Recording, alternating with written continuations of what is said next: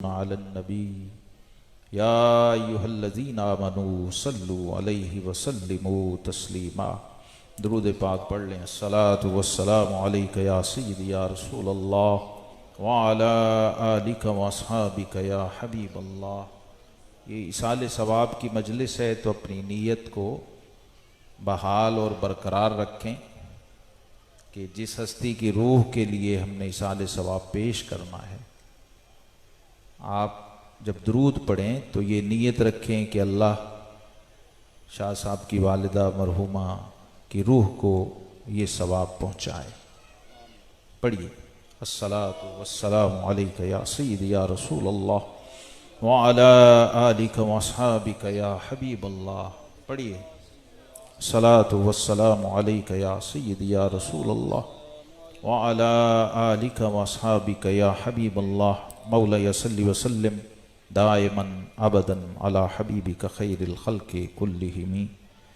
گرامی قدر حضرت علامہ پیر سید محمد عارف بہاؤالحق شاہ صاحب دام ظلہ، میزبانان مکرم اور بہت ہی محترم سید رفاقت شاہ صاحب، ان کے برادران گرامی، اللہ رب العزت آپ کی اس کاوش کو جو اپنی والدہ ماجدہ کی روح کے ایصال ثواب کے لیے آپ نے کی ہے، مرحومہ کے حق میں اس کو قبول فرمائے، اور یہ واقعتاً قابل رشک مجلس تھی۔ اب میں بڑے اختصار سے آپ کے ساتھ گفتگو کروں گا تاکہ یہ سمجھ آ جائے کہ یہ ایصال ثواب کیا ہے، اور دنیا سے جانے والوں کے لیے جو باقی رہ گئے ہیں ان پر کیوں لازم ہے۔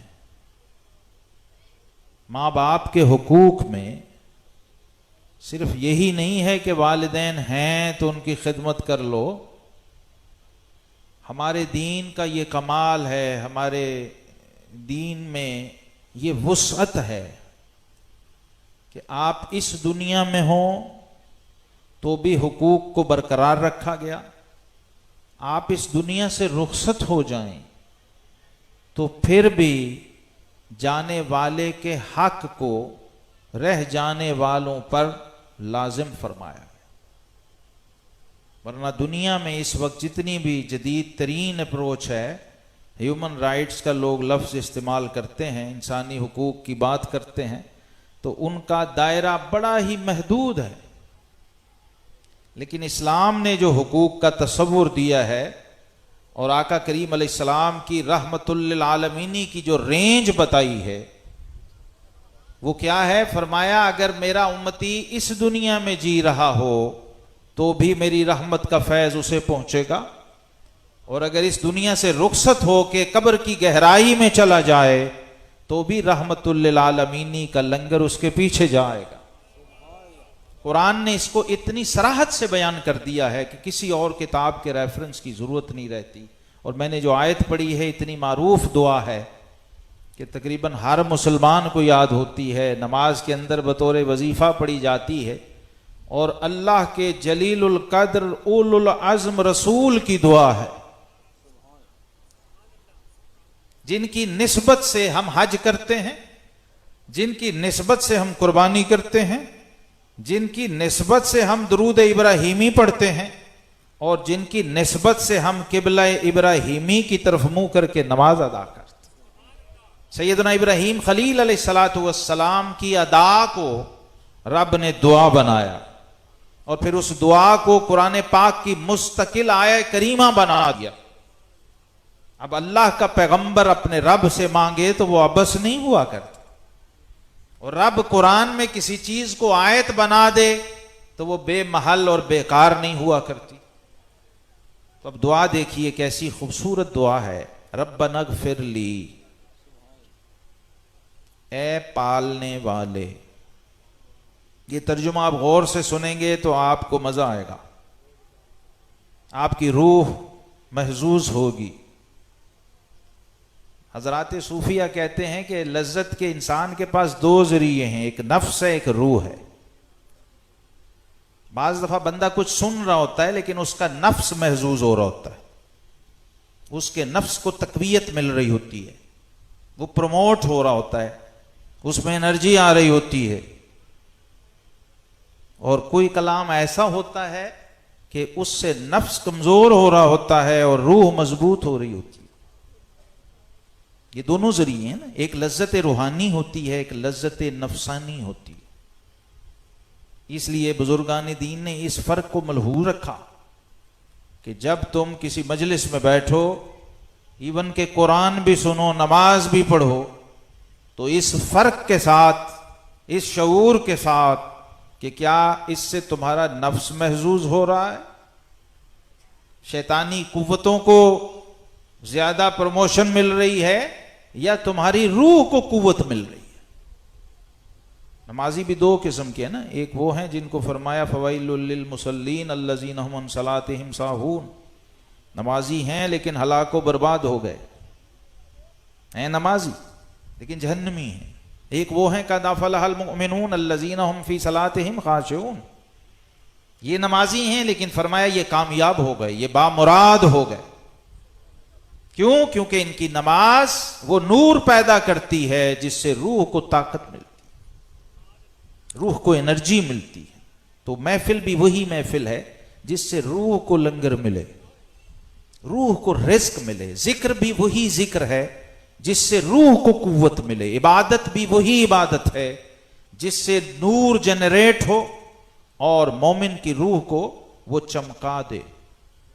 آقا کریم علیہ الصلوۃ والسلام نے فرمایا لِكُلِّ شَيْءٍ سِقَالَةٌ وَسِقَالَةُ الْقُلُوبِ ذِكْرُ اللَّهِ، فرمایا ہر چیز کو ایک چمکانے والی، پالش کرنے والی چیز ہوتی ہے، اور دلوں کو پالش کرنے والی چیز اللہ کا ذکر، اللہ کی یاد ہے۔ آج کا دن کتنا عظمتوں والا دن گزرا، یوم عرفہ، جس کے بارے میں آقا کریم علیہ الصلوۃ والسلام نے فرمایا کہ رب کریم ان گناہ گاروں کو بھی بخش دیتا ہے جو قابل بخشش نہیں ہوتے۔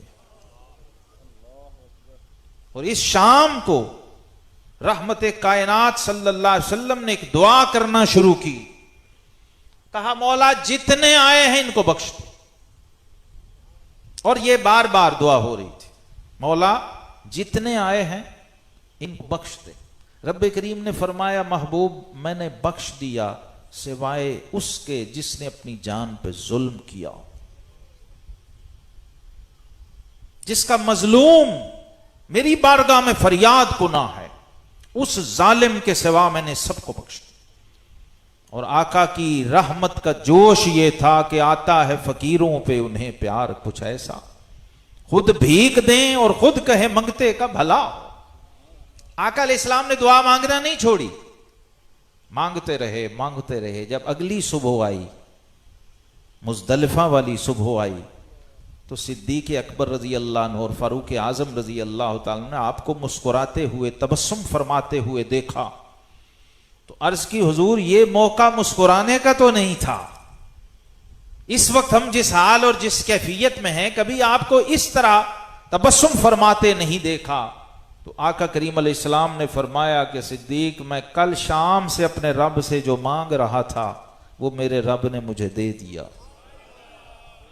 یہ وہ دن ہے کہ عرض کی مولا وہ جس سے کوئی زیادتی ہو گئی ہے، ظلم ہو گیا ہے، آج اسے بھی بخش دے۔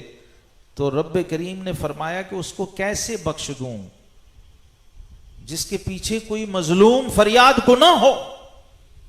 تو آقا کریم علیہ السلام نے فرمایا مولا تو بڑا کریم ہے، تیرے پاس بڑے ذرائع ہیں، تو چاہے تو حشر کے دن اس کو جنت اور مغفرت کا لنگر دے کے اس کا کھاتا صاف کر سکتا ہے۔ تو یہ بشارت آئی کہ اے محبوب آج ہم نے اسے بھی بخش دیا، اور فرمایا کہ وہ جو بخشش کا لنگر عرفہ میں بٹتا ہے نا، آج کی ہمارے آپ کے سننے کی اور مزے کی بات یہ ہے، فرمایا وہ عرفہ تک محدود نہیں رہتا، بلکہ وہ بخشش اور رحمت کا لنگر پھر روئے زمین پہ چاروں طرف مشرق مغرب شمال جنوب میں روانہ ہو جاتا، اور جہاں جہاں کوئی طالب ہو، جہاں جہاں پر بھی کوئی مانگنے والا منگتا ہو، اس مغفرت کا جو عرفہ والی بخشش اور رحمت ہے، اس کا فیض گھر بیٹھے اس کو پہنچ جاتا ہوں، روئے زمین پہ کہیں بھی ہو۔ ایک تو اتنا یہ قیمتی دن ہے جس کا انتخاب ہوا ہے شاہ صاحب کی والدہ مرحومہ کے لیے، اور یہ جو شب ہے یہ مزدلفہ کی شب ہے جو شب قدر سے بھی افضل ہے، جس کی چند گھڑیاں کل زندگی کی عبادت پر بھاری ہیں، چند لمحے، یہ وقت بھی بڑا قیمتی ہے۔ ذوالحجہ کا عشرہ ہے جس کی رب نے قرآن میں قسم کھائی، والفجر ولیال عشر۔ نبی رحمت صلی اللہ علیہ وسلم نے فرمایا یہ ہر رات، جو پہلی 10 راتیں ذوالحجہ کی ہیں، فرمایا اس ہر رات کی عبادت لیلۃ القدر کی عبادت کے برابر ہے۔ وہاں لیلۃ القدر معلوم نہیں ہے رمضان کے آخری عشرے میں کب ہے، 21 کو ہے، 23 کو ہے، 25 کو ہے، کوئی معلوم نہیں۔ یہاں بتا دیا کہ 10 کی 10 راتیں لیلۃ القدر سے افضل ہیں، اور پھر جو 10 کی صبح طلوع ہوتی ہے یوم النحر اور عید الاضحیٰ کی صبح، فرمایا اس صبح کی قسم ہے، رب کریم نے خود فرمایا جو راتوں اور دنوں کا خالق ہے۔ اور بعض علماء نے لکھا ہے کہ یہ وہ دن ہیں کہ جو پورے سال رمضان المبارک سمیت اس سے افضل ہیں، اور آقا کریم علیہ السلام نے فرمایا ان دنوں میں کوئی بھی عبادت ہو، اگر کوئی مومن سبحان اللہ بھی کہے تو سارا سال کی سبحان اللہ سے یہ سبحان اللہ اللہ کو زیادہ پیاری ہے۔ احب الاعمال الی اللہ، اور افضل الاعمال الی اللہ، اعظم الاعمال الی اللہ، تینوں لفظ حدیث میں ہیں۔ ان دنوں کا کیا ہوا عمل باقی پورے سال کے اعمال سے افضل بھی ہے، اعظم بھی ہے، اور ازکا بھی ہے۔ یہ کوئی بھی عمل ہو، وہ ذکر ہو، وہ عبادت ہو، وہ ایصال ثواب ہو، وہ درود شریف ہو، کوئی تھوڑے سے تھوڑا سا عمل وہ اللہ کی بارگاہ میں بہت ہو جاتا ہے ان دنوں کی برکت سے۔ یہ اسلام کا وہ نظام ہے جس کو شرف زمان و مکان کہا گیا ہے۔ یہ اسلام کا کمال ہے کہ بعض نیکیاں بعض جگہوں پر کرنے سے ان کا اجر بڑھ جاتا ہے، بعض نیکیاں اتنی ہی تعداد اور مقدار میں بعض دنوں میں بعض راتوں میں کرنے سے ان کا اجر باقی دنوں سے بڑھ جاتا ہے۔ ایک بندہ اپنے محلے کی مسجد میں نماز پڑھے تو 25 نمازوں کا ثواب ہے جماعت سے اگر پڑھتا ہے، اور اگر بیت اللہ شریف میں پڑھے حرم کعبہ میں تو 1,00,000 نماز کا ثواب ہے۔ رکھتے اتنی ہی رہیں، بندہ بھی وہی ہے، لیکن اس کا اجر بڑھ گیا۔ یہ اس امت میں آقا کریم علیہ الصلوۃ والسلام کی رحمت کے فیض و برکات ہیں، اس لیے اس ہستی پہ مجھے رشک آ رہا ہے کہ آج جس کے ایصال ثواب کے لیے یہ محفل سجی ہے، اور میں ان کے ایصال ثواب کے لیے، چونکہ وہ ماں کے درجے پہ فائز تھیں، تو آپ ابھی جس ماحول سے نکلے ہیں وہ نظم کا، ذوق کا اور ترنم کا ماحول تھا، تو میں نے اس ماں کی بارگاہ میں نذرانہ عقیدت پیش کرنا ہے۔ یہ کائنات کی ہر ماں سے بیٹے کو شرف ہے، لیکن کائنات میں صرف ایک ماں ہے جس کو اپنے بیٹے سے شرف ہے، اور وہ امام الانبیاء، رحمت کائنات، نور مجسم، رحمت عالم، خاتم الانبیاء والمرسلین صلی اللہ علیہ وسلم کی والدہ ماجدہ۔ آپ نے بڑی منقبتیں، بڑے سلام سنے ہوں گے، لیکن یہ نہیں سنا ہوگا کبھی بھی شاہ صاحب کی والدہ کے ایصال ثواب کے لیے ہم اس ماں کی عظمت کو سلام پیش کرتے ہیں جس کے لیے آقا علیہ الصلوۃ والسلام نے فرمایا تھا، جب صحابہ کو یہ حکم دیا کہ اگر تم نفل پڑھ رہے ہو اور تمہاری ماں تمہیں آواز دے تو فرمایا نفل نماز توڑ دو اور پہلے ماں کی بات سنو۔ تو آقا کریم علیہ السلام نے جب یہ ارشاد فرمایا تو صحابہ کرام نے عرض کی، حضور اگر آپ کی والدہ ماجدہ آپ کو بلا لیں. تو رحمت کائنات صلی اللہ علیہ وسلم نے فرمایا صحابہ تمہاری ماں بلائے تو نفل توڑ دو، اور اگر محمد مصطفیٰ صلی اللہ علیہ وسلم کی ماں بلائے تو فرمایا میں عشاء کی نماز کی خود جماعت کروا رہا ہوں، اور میری ماں سیدہ آمنہ بنت وہب مجھے پکار کے آواز دے دیں تو میں عشاء کے فرض توڑ کے اپنی ماں کو کہوں گا لبیک یا امی.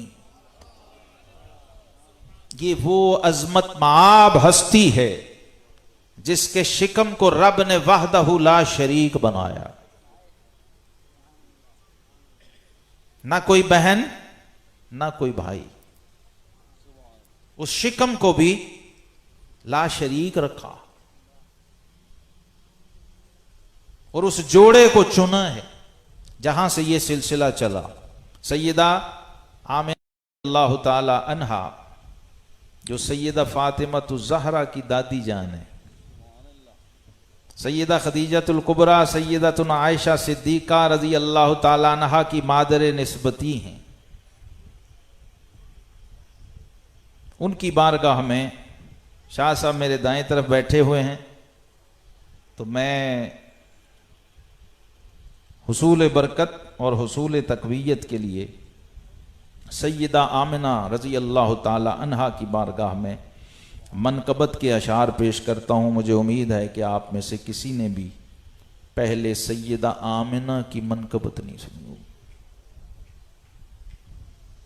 یہ وہ شخصیت ہے، یہ وہ ہستی ہے جن کی وجہ سے آقا کریم علیہ الصلوۃ والسلام دنیا کے اندر جلوہ افروز ہوئے، جو سبب ہیں ظہور مصطفیٰ صلی اللہ علیہ وسلم، جن کے والد گرامی آقا کریم علیہ السلام کے والد گرامی سیدنا عبداللہ ابن عبد المطلب رضی اللہ تعالیٰ عنہ، جس جوڑے کو رب نے چنا ہے اپنے محبوب کریم علیہ الصلوۃ والسلام کے ظہور کے لیے، دنیا میں تشریف آوری کے لیے، اور جو کائنات کا محور و مرکز ہے. وہ ہستی کہ آقا کریم علیہ الصلوۃ والسلام فرماتے ہیں کہ دنیا میں بھی اور آخرت میں بھی، کل قیامت کو حشر کے مجمع میں بھی عام لوگ تو دور رہے، فرمایا نبی اور رسول بھی میری طرف رجوع کر رہے ہوں گے. صحیح مسلم میں ہے حتیٰ کہ ابراہیم علیہ الصلوۃ والسلام بھی. لیکن یہ وہ ہستی ہیں کہ آقا کریم علیہ الصلوۃ والسلام خود ان کی طرف رجوع فرماتے، اور نبی رحمت صلی اللہ تعالی علیہ وسلم نے اپنی والدہ ماجدہ کی شان خود اپنی زبان وحی ترجمان سے ارشاد فرمائی. جب صحابہ نے پوچھا نا کہ آقا آپ کا تعارف اور آپ کی شان کیا ہے، تو فرمایا انا دعوت ابی ابراہیم، میں اپنے باپ ابراہیم کی دعا ہوں، وبشرا عیسیٰ، اور عیسیٰ علیہ السلام کی بشارت ہوں، ورؤیا امی، اور فرمایا میں اپنی ماں کا خواب ہوں. یہ وہ شخصیت ہیں، وہ ہستی ہیں. میں چند شعر پڑھتا ہوں، میرے ساتھ مل کے آپ بھی پڑھیے، درود شریف پڑھیں. صلاۃ والسلام علیک یا سیدی یا رسول اللہ وعلی آلک واصحابک یا حبیب اللہ. مطلع والضحیٰ ام خیر الورا، مطلع والضحیٰ ام خیر الورا، مطلع والضحیٰ ام خیر الورا، مرجع مصطفیٰ ام خیر الورا، مرجع مصطفیٰ ام خیر الورا، اور پاک مثل صبا خیر الورا. آپ کو کسی کو سمجھ نہیں آ رہی؟ اچھا ایک بات، اللہ اکبر، یا رسول اللہ، یا رسول اللہ.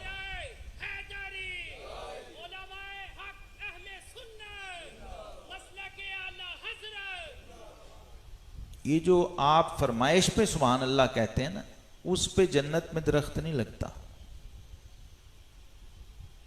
بندہ سوچتا ہے محفلوں میں بیٹھ بیٹھ کے کہ اتنے درخت ہو گئے اب میں نے کیا کرنا. تو میں آپ کی معلومات کے لیے بتا رہا ہوں کہ ہمارے دین کی بنیاد ہے انما الاعمال بالنیات وانما لکل امرئ ما نوی. ہر شخص کو اجر صرف اس عمل کا ملے گا جو دل کے ارادے سے اس نے کیا ہو. جو فرمائشی کیا، جبری کیا، دیکھا دیکھی کیا، بناوٹ کے لیے کیا، اس کے لیے کیا، اس کے لیے کیا، وہ کل کو وبال بن جائے گا. اور آقا کریم علیہ السلام نے فرمایا جب یہ جائے گا تو رب ذوالجلال وحدہ لا شریک کی غیرت یہ گوارا نہیں کرے گی کہ عمل تو میرے غیر کے لیے کیا ہو اور اجر مجھ سے مانگتا ہو. تو وہ بے نیاز رب فرمائے گا جا جس کے لیے کیا تھا آج اس سے مانگ. تو جب یہ موقع مل جائے نا تو اس کو بڑا غنیمت سمجھا کرے. ہمیں اسلام نے کتنا خوبصورت نظام دیا. آئے تو بخشش کی دعا کے لیے تھے، لیکن ہمارے بزرگ کہتے ہیں کہ اٹھ جاگ فریدا ستیا تے میلہ ویکھن جا، جے کوئی مل جائے بخشیا تو تم ہی بخشیا جا. یہ ضروری نہیں ہوتا کہ ہماری دعا سے کسی مرحوم نے بخشا جانا ہے. بعض جانے والے اتنے مقبول اور بابرکت ہوتے ہیں کہ ان کے جنازے میں شامل ہو جائے تو رب اس کی بخشش فرما دیتا. ان کے ایصال ثواب کی محفل میں آ جائے اس کی بخشش کا بہانہ بن جاتا ہے. تو یہ جس ہستی کا میں ذکر کر رہا ہوں ان کے تعارف کے لیے تو اتنا ہی کافی ہے کہ یہ اس ہستی کی ماں ہیں جو بعد از خدا بزرگ توئی قصہ مختصر. کہتے ہیں جڑ کو، عربی میں ماں کو کہتے ہیں امہات المؤمنین اس لیے ہیں کہ وہ جڑ ہے. گھر ماں کے بغیر شروع ہی نہیں ہوتا.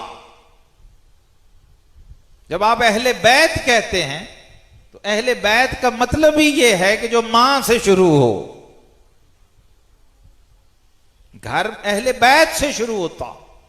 اہل سنت و جماعت وہ خوش نصیب ہیں کہ ہمارے امام نے کہا اہل سنت کا ہے بیڑا پار، اصحاب حضور نجم ہیں اور ناؤ ہے عطرت رسول اللہ. بیڑا تبھی پار ہوگا جب صحابہ کو روشنی اور ہدایت کے ستارے اور اہل بیت کو سفینہ نجات مانے، تب منزل مقصود نصیب ہوگی، ورنہ نہیں. تو جب اس محفل میں آپ بیٹھے ہوں ایک خالص سبحان اللہ ضرور کہہ دیا کریں، پیور، صرف سبحان کے لیے. وہ سبحان اللہ جو دل سے نکلے. آپ جتنے بیٹھے ہیں ایک ایک بندہ کہے تو اس عشرے کی برکت سے ایک سبحان اللہ جو ہے وہ مجھے اللہ کی رحمت سے امید ہے کہ 1,00,000 سبحان اللہ کے برابر ہے. آقا کریم علیہ السلام نے فرمایا عرفہ کا ایک روزہ جو بندہ رکھتا ہے 1 سال پچھلے اور 1 سال جو ابھی آنا ہے اس نے کیے ہی نہیں ہے گناہ، رب ایڈوانس بخش دیتا. یہ وہ دن ہیں، یہ وہ گھڑی ہیں، یہ وہ لمحے ہیں کہ جس میں رب کی رحمت اتنی عام ہو جاتی ہے. فرمایا جس طرح غزوہ بدر میں رب کی رحمت صحابہ پہ برسی تھی نا، اس دن اس طرح برستی ہے. اور شیطان پورے سال کسی دن اتنا نوحہ ماتم نہیں کرتا جتنا اس دن کرتا. اپنے سر میں مٹی ڈالتا ہے اور کہتا ہے کہ یہ جن کو میں نے عمریں لگا کے گمراہ اور تباہ کیا تھا آج چند گھڑیوں میں میری ساری محنت پہ پانی پھر گیا. یہ اللہ کی رحمت کا وہ مظاہرہ ہوتا ہے ان دنوں میں. تو جب اللہ کے پیاروں کا ذکر آتا ہے تو اللہ کا پیارا ہی ہے جو اللہ کا ذکر کرتا ہے. تو فرمائشی چیزوں نے ہمارا مزاج اتنا بگاڑ دیا ہے کہ ہمارا نقیب بھی, ہمارا نعت خان بھی آدھا ٹائم تو وہ اس پہ لگاتا ہے نا, کہتا ہے کہو سبحان اللہ, کہو سبحان اللہ. حالانکہ ہم جو آئے ہوتے ہیں سننے, ہمارا کام ہی یہی ہے. ہم جو بیٹھے ہیں ہمارا کیا کام ہے جی؟ بتائیے, بول کے بتائیے سبحان اللہ. بھئی سامعین کا مطلب ہی یہی ہے نا. پیر نصیر صاحب رحمت اللہ وہ کہا کرتے تھے کہ بھئی مجھے بول کے بتاؤ, یہ ماں نو پتہ لگے کہ میں بتاں نال خطاب تے نہیں کر رہے. یہ جیتے جاگتے انسان ہیں, آپ کی سماعت, آپ کی بصارت کام کر رہی ہے. تو سیدہ مخدومہ کونین سیدہ آمنہ سلام اللہ علیہا رضی اللہ تعالی عنہا, وہ ماں ہے جس کی عظمت پہ ساری مائیں قربان ہیں. ایسی عظیم ماں جس کے صدقے ماں کا تصور ملا ہمیں, جس کے طفیل ماں کے قدموں کے نیچے جنت ہے. یہ سارے تصورات اس ماں کی عظمت کا صدقہ ہیں. تو آقا کریم علیہ الصلوۃ والسلام نے اپنی ماں کی شان کو خود اپنی زبان سے بیان کر کے اس کو سنت بنا دیا. اللہ رب العالمین ہمیں اپنی ماؤں کی خدمت کی توفیق دے, اور یہ خدمت صرف اس دنیا تک نہیں ہے, وہ دنیا سے چلی جائیں تو بھی خدمت کا سلسلہ جاری ہے. ماں کی قبر پہ جانا, ماں کے لیے ایصال ثواب کرنا, ماں کی روح کو خوش کرنے کے لیے خالہ کی خدمت کرنا. صحابی آئے, ان کا حضور میری ماں تو فوت ہو گئی. تو فرمایا تیری خالہ زندہ ہے؟ کہا جی زندہ ہے. فرمایا اس خالہ کی خدمت کر, تیری ماں کی روح خوش ہو. اسلام نے یہ سلسلہ بھی دیا. حتیٰ کہ والد کے بھائی تو کجا, فرمایا جو دوست ہیں, جو والد کے جاننے والے ہیں, والد کی دنیا سے جانے کے بعد ان کے ساتھ حسن سلوک کرنا, ان کو سلام کرنا اور ان سے جا کے ملنا, یہ بھی والد کی خدمت کے زمرے میں آتا ہے. اور علماء نے لکھا ہے کہ دنیا سے اگر ماں باپ کسی کے کبھی ناراض بھی چلے جائیں, بعد میں بھی راضی کیا جا سکتا ہے. کیونکہ جب پیچھے سے تحفہ اور گفٹ جاتا ہے نا, تو فرشتے بتاتے ہیں کہ اماں جی یہ رفاقت شاہ نے بھیجا ہے جی, وہ ریکارڈ بن جاتا ہے نا. تو وہ پھر جب بار بار جاتا ہے, بار بار جاتا ہے, تو ماں کی روح اس بیٹے سے بھی خوش ہو جاتی جس سے دنیا میں خوش نہیں تھی. اگر خدا نہ خواستہ ایسی اولاد دنیا میں ہو تو اسلام نے اس کے لیے بھی رستہ رکھا ہے کہ والدین کی قبر پہ جا کے بھی توبہ کر لے اور ان کے ایصال ثواب کے لیے اہتمام کر دے اور کوشش کرے زندگی بھر. تو ایک تو وہ ماں باپ راضی ہوتے ہیں, دوسرے آقا کریم علیہ السلام نے فرمایا اس شخص کے رزق میں کبھی کمی نہیں آتی جو اپنے ماں باپ کے لیے ہمیشہ دعا کرتا رہتا ہوں. آپ دیکھیں بندہ, کبھی آپ خود سوچ لیں, سارا دن دعا کی ہے, سوچے کبھی کہ میں نے اپنے ماں باپ کے لیے بھی دعا کی کہ نہیں. پھر وہ کہتا ہے میری روزی میں برکت نہیں ہے. یہ وہ تعویذ میں دے رہا ہوں, آپ کر کے دیکھیں, صبح رزلٹ دے گا, صبح کرنٹ فوری, تلی پہ سرسوں ہے. 5 وقت جو اپنے ماں باپ کے لیے دعا کرے, میں اسٹیج پہ ریکارڈ ہے, گارنٹی دے رہا ہوں, اگر بند رزق ہے روزی کھل جائے گی, کھلی ہوئی ہے تو اور کھل جائے گی, معیشت فراخ ہو جائے گی. اب سوچو جن کی دعا کرنے کا یہ لنگر ہے, ان کی خدمت کرنے سے کیا کیا ملتا. تو بزرگوں نے کہا کہ یہ نہ کہو اماں جی میرے لیے دعا کرو, فرمایا وہ کام کر کے تیرے دل سے, ماں کے دل سے تیرے لیے دعا نکلے. ایک ہوتا ہے دعا کروانا, ایک ہوتا ہے دعا لینا. ہم کہتے ہیں شاہ صاحب میرے لیے دعا کریں, یہ ایک چیز ہے. اور ایک ایسا ہے کہ شاہ صاحب کو اس طرح کا کوئی عمل پیش کرو کہ کہنا نہ پڑے شاہ صاحب کے دل سے خود دعا. یہ دعا بڑی قیمتی ہوتی ہے, یہ تیر بہدف ہوتی ہے, یہ ڈائریکٹ جاتی ہے, سیدھی سیدھی نشانے پہ. ایک وہ ہے جو دل زبان سے کی ہے، ایک وہ ہے جو دل نے کی ہے. تو آقا کریم علیہ الصلوۃ والسلام کی والدہ ماجدہ کی عظمت پہ قربان جائیں، جنہوں نے 6 سال کا بیٹا پیچھے چھوڑا تو یہ کہہ کے چھوڑا کہ اے میرے لال، ہے میرے لخت جگر، میں تو دنیا سے جا رہی ہوں، لیکن یہ دنیا جب تک قائم ہے تیری عظمت کے ڈنکے بجتے رہیں. یہ کائنات تیری نعتیں پڑھتی رہی. نعت لکھ کے گئی ہیں. حضور علیہ السلام کی نعت پڑھی آپ نے وفات کے وقت، اور 6 سال کا لال رحمت للعالمین آنکھوں سے آنسو جاری ہیں اور اپنی ماں کو رخصت کر رہا. آقا کریم علیہ الصلوۃ والسلام کو اللہ نے دنیا میں جب پیدا کیا ہے تو والد گرامی نہیں تھے، دنیا سے جا چکے تھے، حالت یتیمی میں دنیا میں تشریف لائے ہیں، اور 6 سال کی عمر میں ماں کو بھی لے لیا. علماء کہتے ہیں اس میں بھی بہت بڑی حکمت پوشیدہ تھی، کیونکہ ماں باپ، اور وہ بھی ایسے ماں باپ،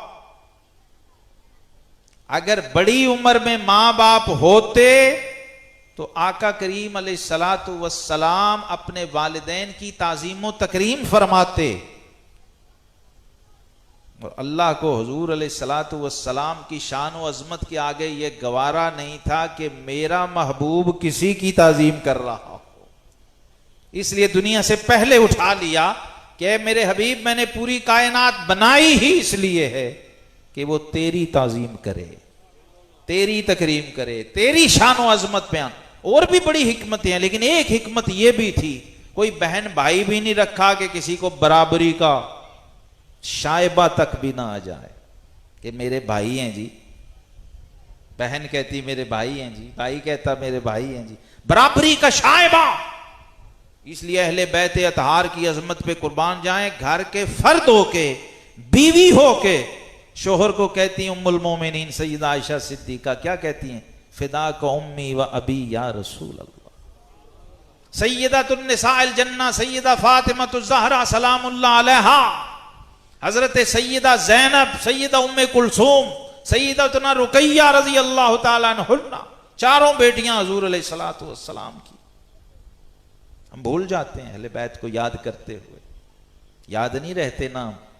حضرت علی کے 19 بیٹے ہیں. ہاں، صرف کربلا میں جو شہید ہوئے ہیں ان کے نام بھی نہیں کوئی لیتا. علی مان جائیں گے، حسن مان جائیں گے، حسین مان جائیں گے، وہ تو جنت میں قدم نہیں رکھتے ہیں بھائی کے بغیر. پوری دنیا کو انہوں نے یہ پیغام دیا ہے کہ ہمیں تقسیم نہ کرنا، ہم جوڑنے والے ہیں، توڑنے والے نہیں ہیں. بانٹنا نہ ہمیں، اور یہ مت سمجھنا کہ ایک کا نعرہ لگایا تو کامیاب ہو جائیں گے دوسرے سے منہ پھیر کے، ایسا نہیں. اہل سنت و جماعت کا عقیدے کی بنیاد یہ ہے کہ آپ نے جڑ سے لے کے شاخ تک سب سے تعلق رکھنا. یہی فرق ہے ہم میں اور باقیوں. باقی لوگ بانٹتے ہیں، تقسیم کرتے ہیں، کسی ایک کو لے لیا، پکڑ لیا اور بس سمجھا کہ یہی ہے، ایسا نہیں ہے. اور سادات کرام کا جو اسٹیج ہے وہاں تو میں یہ ضرور کہا کرتا ہوں کہ جنہیں تم مانتے ہو ان کو تم پہچانتے بھی ہو، جنہیں تم مانتے ہو ان کو تم پہچانتے بھی ہو، علی کو ماننے والوں علی کی مانتے بھی ہو. اچھا اتنے سے بات بن جائے گی؟ نعرہ حیدری لگایا تو کہاں بس ٹھیک ہے، غلط فہمی میں نہ رہنا. تیری خاک میں ہے اگر شرر تو خیال فقر و غنا نہ کر، کہ جہاں میں نان شعیر پر ہے مدار قوت حیدری. ان کا اسوہ، ان کی سیرت کس کے لیے ہے بھائی؟ کب جانیں گے آپ؟ اب آپ فارغ ہی نہیں ہے، فرصت ہی نہیں ہے. کب کہتے لوگوں مجھے ابو بکر صدیق نے 2 بار جنم دیا ہے، میری ماں بھی صدیقی ہے، میری نانی بھی صدیقی ہے. تو سیدوں کا نانکا صدیقی ہے. امام اہل بیت سے پوچھو. صرف یہ ایک بات جس کو پتا ہے، جس سنی کو، قیامت تک اس کی نسلیں بھی مار نہیں کھائیں گی. لیکن افسوس ہے کہ ہم جنہیں مانتے انہیں جانتے ہی نہیں. اور سادات پہ تو فرض ہے کہ انہیں یہ پتا ہو کہ ہمارا شجرہ نسب، ہمارے بزرگ، ہمارے اکابر کون ہیں، کیا ہیں، اور ان کا عقیدہ کیا ہے. اور میں ہر اسٹیج پہ یہ اعلان کرتا ہوں، عقیدہ ہوتا ہی وہ ہے جو اہل بیت بتائیں. یہ یاد رکھیں، کیونکہ صاحب البیت ادری بما فی، جس گھر میں قرآن اترا ہے اس گھر والوں سے بہتر کون جانے گا. اور اس سے بڑا بدبخت کوئی نہیں ہے جو باہر بیٹھا اور گھر والوں کو عقیدہ سمجھانے کی کوشش کر رہا ہوں. میں اس کو بے ادب اور گستاخ سمجھتا ہوں جو علی کو تعارف کرائے کہ علی کون ہے. مجھے بتائیے کہ ہم نے سیدنا علی المرتضیٰ شیر خدا سے پوچھنا ہے یا انہیں بتانا ہے؟ بتاؤ یار، میری بات سمجھ آ رہی ہے؟ اور ہم نے علی سے لینا ہے کہ علی کو دینا ہے؟ تو پھر اتنا فرق بھی سمجھ نہیں آ. جھگڑا کس بات کا ہے؟ سارے جھگڑے ختم ہو جاتے ہیں جب یہ بنیاد، یہ نقطہ سمجھ آ جائے. سیدنا علی المرتضیٰ نے اپنے گھر میں اپنے بچوں کو بٹھا کے جو عقیدہ سکھایا ہے، اگر وہ ہمیں معلوم نہیں، ہم سید ہوں یا غیر سید ہوں، گمراہ ہو جائیں گے، راہ حق سے ہٹ جائیں گے، صراط مستقیم نصیب نہیں ہوگا. جتنی نمازیں، روزے، حج مرضی کر لیں، عقیدہ نہیں تو کوئی عمل نہیں. عقیدہ وہ ہے جو اہل بیت سکھائیں، نہ کہ ہم اہل بیت کو سکھانے چلے ہوں. کوئی بھی ہو، کسی مسلک فرقے عقیدے کا ہو، اگر وہ اہل بیت کو مشورہ دے رہا تو اس سے بڑا گستاخ کوئی نہیں ہے. کل امت سیدنا ابو بکر صدیق رضی اللہ تعالیٰ عنہ سے لے کے اور پیر سید مہر علی شاہ گولڑوی تک،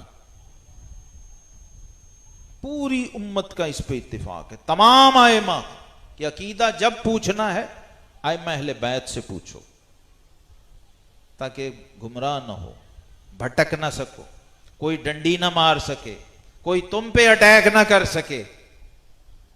یہ پتہ کر لیا کرو کہ کیا شیر خدا کا عقیدہ یہی ہے؟ اگر ہو تو آنکھیں بند کر کے قبول کرو. امام حسن مجتبیٰ کا عقیدہ یہی ہے؟ امام حسین کا عقیدہ یہی ہے؟ امام زین العابدین کا عقیدہ یہی ہے؟ امام محمد الباقر نے یہی سمجھایا اپنی اولاد کو؟ امام جعفر صادق نے یہ بتایا؟ امام موسیٰ کاظم نے یہ سمجھایا؟ اس سے بڑا پیمانہ اور معیار کوئی نہیں ہے. لیکن میں دیکھتا ہوں شروع سے یہ چلا آ رہا ہے، آج کی بات نہیں ہے. 1400 سال پہلے امام حسن مجتبیٰ خطبہ دے رہے تھے جب آپ نے امیر معاویہ رضی اللہ تعالیٰ عنہ سے صلح کی بات کی اور کہا کہ میرے نانا نے یہ بشارت دی ہوئی ہے کہ امت کو میں نے جوڑنا ہے، تو اس مجمع سے آواز آئی، یا مسود وجوہ المؤمنین. اس مجمع سے آواز آئی، امام حسن مجتبیٰ رضی اللہ تعالی عنہ پر الزام لگایا اس مجمع میں بیٹھے ہوئے منافق نے، اور اس نے کہا کہ اے مومنوں کو روح سیاہ کرنے والے، معاذ اللہ، وہ بندہ کبھی عاشق اہل بیت نہیں ہو سکتا. جو یہ تو دعویٰ کرے میں اہل بیت کو مانتا ہوں اور اہل بیت کی نہ مانتا، تو کم از کم عقیدے میں جھول نہیں ہونی چاہیے. اور سیدنا علی المرتضیٰ، میں تبرکن بتا رہا ہوں، آپ نے اپنی اولاد کو جو عقیدہ دیا، صحیح بخاری میں ہے، حضرت محمد بن حنفیہ رضی اللہ عنہ آئے، انہوں نے پوچھا کہ ابا جان یہ بتائیے کہ اس امت میں رسول اللہ صلی اللہ علیہ وسلم کے بعد سب سے افضل ہستی کون ہے؟ بیٹا باپ سے پوچھ رہا ہے، کوئی مجمع جلسہ نہیں ہے، گھر کے اندر کمرے میں. تو شیر خدا نے فرمایا ابو بکر صدیق. پوچھا حضور اس کے بعد؟ فرمایا عمر ابن خطاب. اب وہ بیٹے تھے، کہتے ہیں میں نے محبت نے جوش مارا کہ میں پوچھتا رہوں، کسی اور کا ہی نام لیتے رہیں. تو کہتے ہیں میں نے آگے بڑھ کے کہا ابا جان اس کے بعد آپ ہیں؟ تو فرمایا ما انا الا رجل من المسلمین. اور دوسری روایت میں ہے، فرمایا جب اس کے بعد پوچھا تو فرمایا عثمان غنی. اور چوتھے نمبر پہ کہتے ہیں میں نے کہا آپ ہیں؟ تو فرمایا ما انا الا رجل من المسلمین. کہا میں تو حضور کا ایک عام سا امتی. مطلب یہ تھا کہ اس کے بعد نمبر آپ کا ہے لیکن اپنے منہ سے وہ بھی نہیں کہا. یہ مقام ہے، یہ مرتبہ ہے شیر خدا علی المرتضیٰ کا۔ لیکن افسوس یہ ہے جیسے باقی بزرگوں کو نہیں جانتے ہیں ایسے ہی حضرت علی کو بھی نہیں جانتے، ان کا تعارف نہیں ہے۔ میرا یہ ایمان ہے کہ جس کو شیر خدا کی معرفت ہو جائے اس کا ایمان کبھی ضائع نہیں ہو سکتا، کیونکہ وہ شہنشاہ دائرہ ولایت ہیں۔ یہ بھی ہمیں نہیں پتا کہ شہنشاہ دائرہ ولایت کیا ہوتا ہے اور اس کا مطلب کیا ہے، حسنین کریمین کا روحانی مرتبہ کیا ہے، سیدۃ النساء الجنہ کا روحانی مقام و مرتبہ کیا ہے۔ کیونکہ ہم دوسروں سے سن کے اہل بیت کو مانتے ہیں، دوسروں کے زیر اثر مانتے ہیں کہ انہوں نے یہ سمجھایا سنایا اتنا ہم نے مان لی۔ ایسا نہیں ہے۔ کیا بات رضا اس چمنستان کرم کی، زہرا ہے کلی جس میں حسین اور حسن پھول۔ تو عقیدے کی بیس کو لے کے چلیں تو تھوڑا بھی بہت ہو جاتا، عقیدہ نہ ہو تو پھر بہت بھی تھوڑا۔ سیدہ کی منقبت میں ختم کرتا ہوں اپنی گفتگو۔ مطلع والضحا ام خیر الورا، مطلع والضحا ام خیر الورا،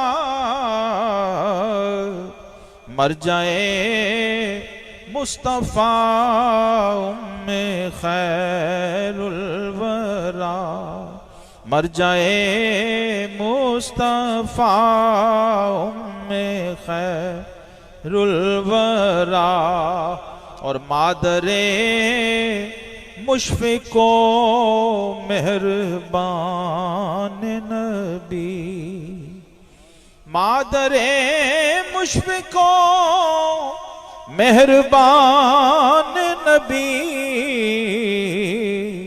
سیدہ آمنہ ام خیر الورا۔ یہ تو مل کے پڑھ لو یار میرے ساتھ۔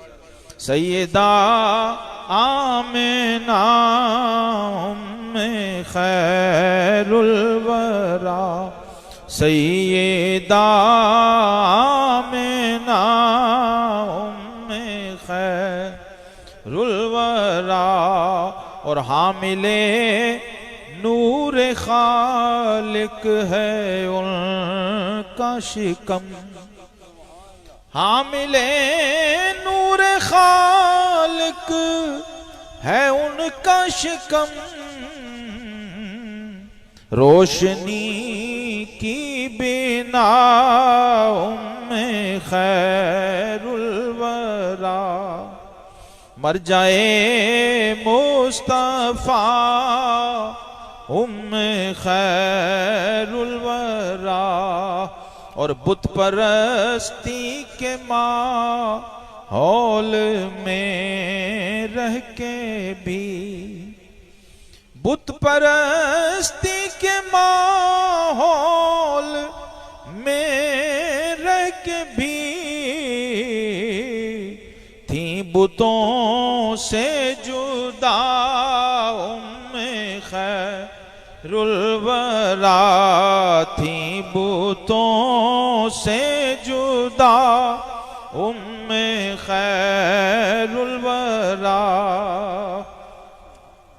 اور شاہ صاحب شعر دیکھیں، ان کی رگ رگ میں تاثیر سرکار تھی، ان کی رگ رگ میں تاثیر سرکار تھی،